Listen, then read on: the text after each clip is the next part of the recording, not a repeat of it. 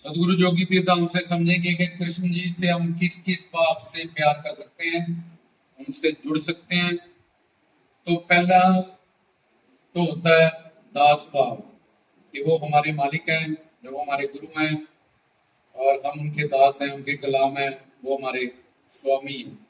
इसके आगे भी एक भाव होता है, उसको शांत भाव कहते हैं। और ऋषि मुनियों का होता है, जोगी नाथों का होता है कि वो एक ज्योत है, एक प्रकाश है। अब इससे आगे आगे वो हमारे स्वामी है, मालिक है, हम उनके दास हैं। जब मैं उनकी दासी हूँ, वो मेरे मालिक हैं, वो मेरे स्वामी हैं, वो मेरे गुरु हैं। उससे आगे वो मेरे दोस्त हैं और मैं उनका दोस्त हूँ। ये इसको कहते हैं, पहला भाव शांत भाव है, दूसरा भाव दास भाव है, अगला भाव सखा भाव है। और इससे आगे आ जाओ, वो मेरे पुत्र हैं, लड्डू गोपाल। जब मैं उनका पुत्र हूँ, जब पुत्री हूँ, तो ये लड्डू गोपाल वात्सल्य भाव यशोदा और देवकी वाला, ये कृष्ण मेरे पुत्र हैं, जब मैं उनकी पुत्र पुत्री हूँ।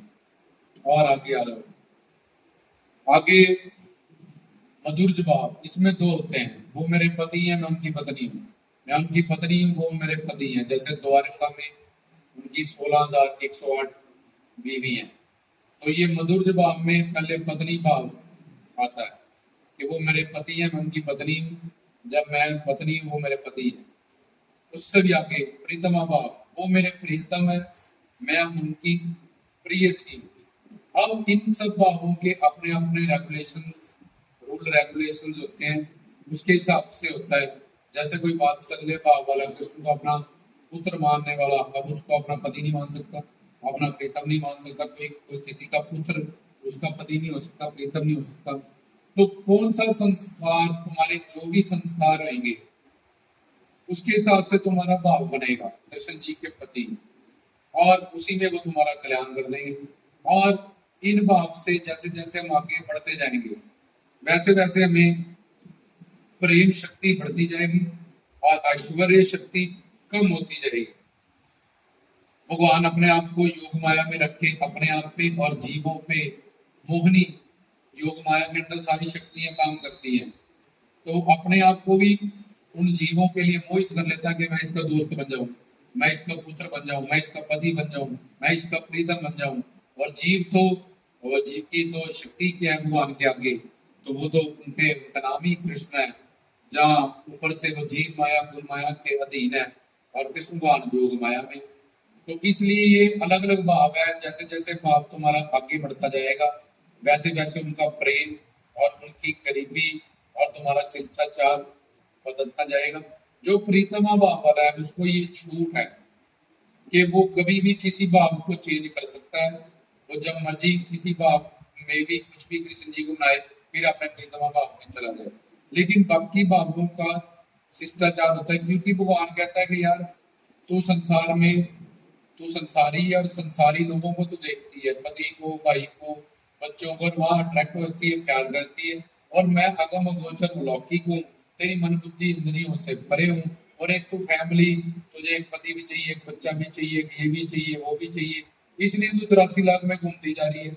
जिससे भी तू प्यार करते है, अगर कुत्ता बना तुझे भी कुत्ता बनना पड़ेगा, अगर वो गधा बना तुझे भी गधा बनना पड़ेगा। तो इसलिए तू सब कुछ मुझे मान ले, मैं ही तेरा भाई बन जाता हूँ, मैं ही तेरा, मुझे तो कोई पाप पुण्य धर्म धर्म तो लगना नहीं है। इसलिए ये सब चीजें तो 83 लाख में घूमने के लिए है।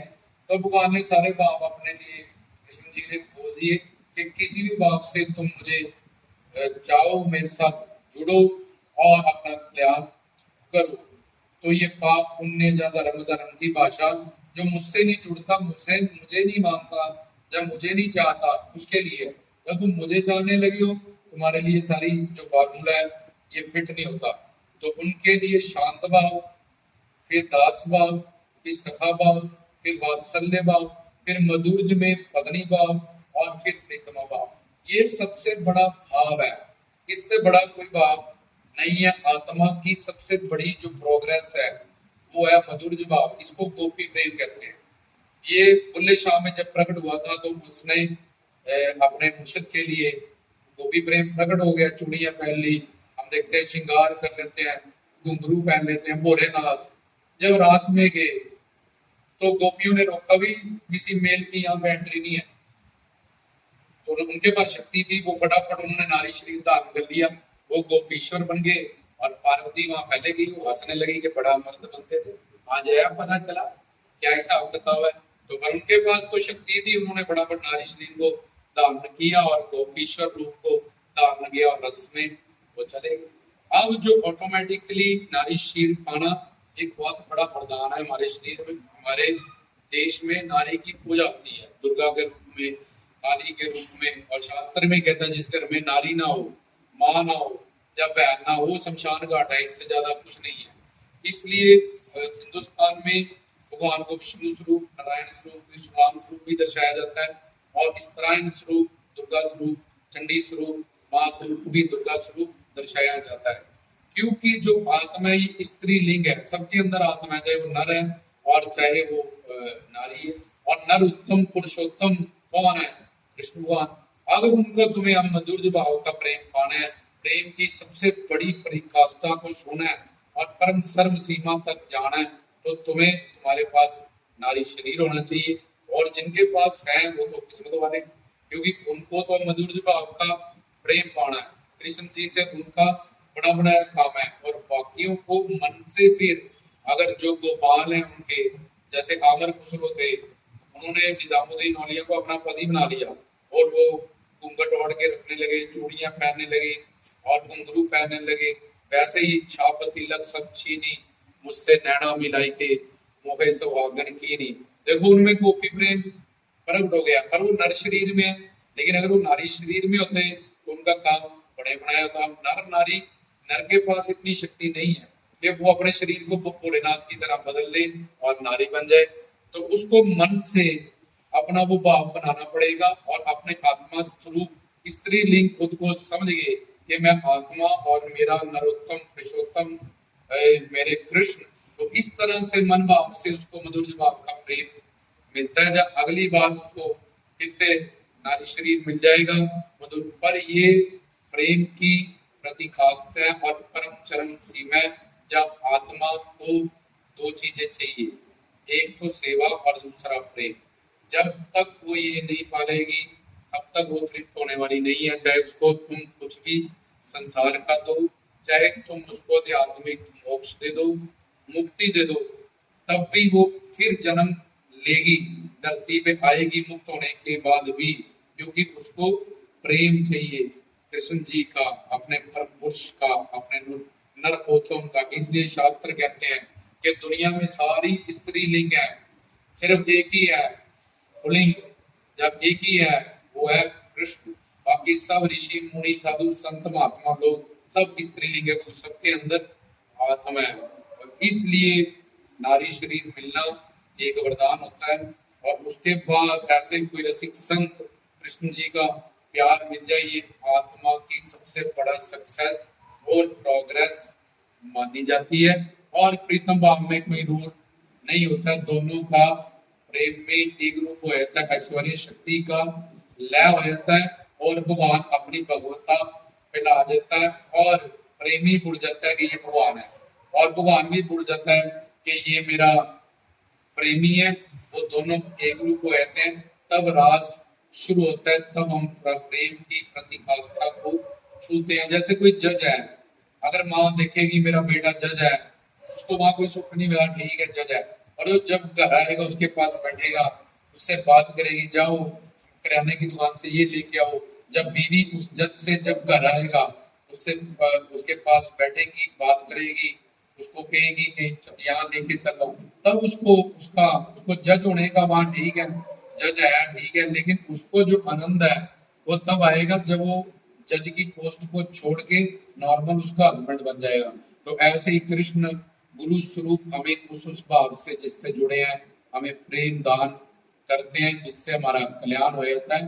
प्रभु राम को जिन ऋषियों ने देखा था, वो जति सती ब्रह्मचारी थे और सोचा उनको देख के कि काश ये हमारी पत्नी होती, जब हम इसके पत्नी होते तो कितना अच्छा होता, हमें कितना आनंद कितना रस प्रेम था। तो उन्होंने वरदान दिया था कि अब तो मैं मर्यादा पुरुषोत्तम बन गया हूँ, अगली बार मैं कृष्ण बन के आऊंगा, तुम भी नारी शरीर से आ जाना। तो तब उनको, क्योंकि जो प्रेम की परम चरम सीमा और मधुर्ज भाव यही हर आत्मा का लक्ष्य है। हर ब्रह्मानंदी एंड में प्रेमानंदी हो जाता है, पर कोई भी प्रेमानंदी कभी भी ब्रह्मानंदी नहीं होता। जो प्रेम की दुनिया में गया वो बस उसी रंग में, उद्धव ब्रह्म ज्ञानी थे, जब प्रेम की दुनिया में गए सब ज्ञान उनका हवा आ गया। बड़े बड़े जब राजा दशरथ जनक ने प्रभु राम को देखा तो भूल ही गए मैंने इससे सीता की शादी करनी है। वो खुद ही उन पे इतने आकर्षित और इतने अट्रैक्ट हो गए, क्योंकि ये उनका कमाल है, क्योंकि उनमें इतनी कशिश है, उनमें इतना अट्रैक्शन है और उनके पास सब कुछ दिव्य है। तो इसलिए जन्माष्टमी का पर्व है, समझाया गया कि कैसे कृष्ण भाव से हम किस किस भाव से प्यार करते हैं, और सबसे उच्च जो हमारी प्रोग्रेस है आत्मा की, क्योंकि सचखंड सतलोक में हमें मुक्ति मोक्ष मिल जाएगा, माया चले जाएगी, लेकिन आत्मा वो परमात्मा की ज्योत में समा जाएगी। जैसे तुम चाशनी में गिर गए तो तुम्हें पता ही नहीं, मरी गई उसमें गिर के इसका टेस्ट कैसा है, लेकिन तुम अलग रह के अगर जब मिठाई खाओगे तब तुम्हें पता चलेगा। ऐसे ही आत्मा अपने प्रीतम प्यारे का प्रेम चाहती है, तो जब तक उसको प्रेम नहीं मिल जाता, वो पहले आत्मानंदी फिर ब्रह्मानंदी, आगे आगे उसकी प्रोग्रेस होती रहती है। और कोई भी प्रेम के रंग में रंगा हुआ कभी ब्रह्मानंद में वापस नहीं आया, और हर एक ब्रह्मानंदी एंड में प्रेम की दुनिया में चला गया, क्योंकि प्रेम ही मंजिल है। लव इज गॉड, कोई भी तुम ग्रंथ पढ़ोगे, love is God, God is one, जहाँ हम कहते हैं सच्चिदा आनंद, आनंद मतलब प्रेम। किसी भी जिनने प्रेम किया तीन ही प्रभ पाए। देखो गुरबानी भी संत साजन के सच से ये भी इसमें आता है कि रसिक संत को ढूंढना और उसका उसके रूप कृष्ण जी का प्रेम पाना, ये आत्मा की सबसे एंड मंजिल है, इसके आगे कुछ नहीं है। ये निकुंज प्रेम, कुंज प्रेम है जो जीव को चाहिए, जो उसका टारगेट है, जो उसकी मंजिल है। बहुत भाग्यशाली है वो जिनको ये प्रेम मिला है, जहाँ ऐसा जिनके प्रारब्ध में ऐसा चांस बना है कि वो इस जन्म में ऐसा प्रेम पाले। इसलिए ये कोई नर नारी का खेल नहीं है, ये शरीरों का खोल नहीं है, ये सारी रूहानी बातें हैं जो एक पूर्ण सदगुरु से हमें समझी जा सकती है। पिछली बार कोई नर था, कोई नारी था, कोई शरीर था, उसमें आत्मा है। जो भी शरीर को धारण करते हो अपने आप को भी मानना शुरू है। तब पर खैर कृष्ण भगवान से किस किस भाव से जुड़ सकते हैं, ये प्रवचन था, बता दिया। और एंड प्रेम की सीमा जो है वो आत्मा को मधुर्ज भाव ही तक जाना पड़ेगा, तब वो तृप्त होगी। तभी भोलेनाथ जो नाथों के नाथ हैं, सबसे बड़े योगी है, 72,000 साल की समाधि लगाते हैं वो, और उनको भी गोपीश्वर बनना पड़ा। ऋषि मुनियों को भी गोपियों का रूप धारण करना पड़ा, वेद शास्त्र की ऋचाओं को भी नारी शरीर धारण करना पड़ा। तब फिर उन्होंने जब महारास में रस पाया, उसके बाद वो लोग धाम में हमेशा के लिए निवास किया। और अब वो रोम रोम से, क्योंकि उनके पास ऐसा दिव्य शरीर हो जाता है कि वो रोम रोम से प्रेम को हासिल करते हैं और खींचते हैं। आप इमेजिन भी नहीं कर सकते हो कि कितना प्रेम उसको मिलता होगा। तुम्हारे 84 लाख रूम है और उसमें पसीना आता और बाल आते हैं। ऐसे ही प्रेमी को जो पूर्ण समर्पण शरणागत हो जाता है गुरु के आगे, या रसिक संत के आगे, उसको उस दिव्य शरीर के जो वो मोक्ष मुक्ति में ढूंढना जा रहा था बेचारा, या छोटी छोटी चीजों में ढूंढने जा रहा था, पर मिला नहीं, उसको रोम रोम से अपने प्रीतम प्यारे का प्रेम मिलता है, जिससे वो निहाल मालो माल और तृप्त हो जाता है। अब आगे कुछ भी पाना नहीं रह जाता। हर वक्त, हर क्षण, हर पल बस प्रेम ही प्रेम, प्रेम ही प्रेम, प्रेम ही प्रेम। तो इसको कहते हैं प्रेम अवतार, इसको कहते हैं कृष्ण। और हर एक की मंजिल एंड में इसी प्रेम को पाना है। जब आत्मा इस प्रेम को पाएगी तभी उसको एंड, जैसे पीएचडी के बाद कोई पढ़ाई नहीं होती, ऐसे यहाँ तक हर जीव को पहुंचना है, जाना है। ये एंड है या शुरू है?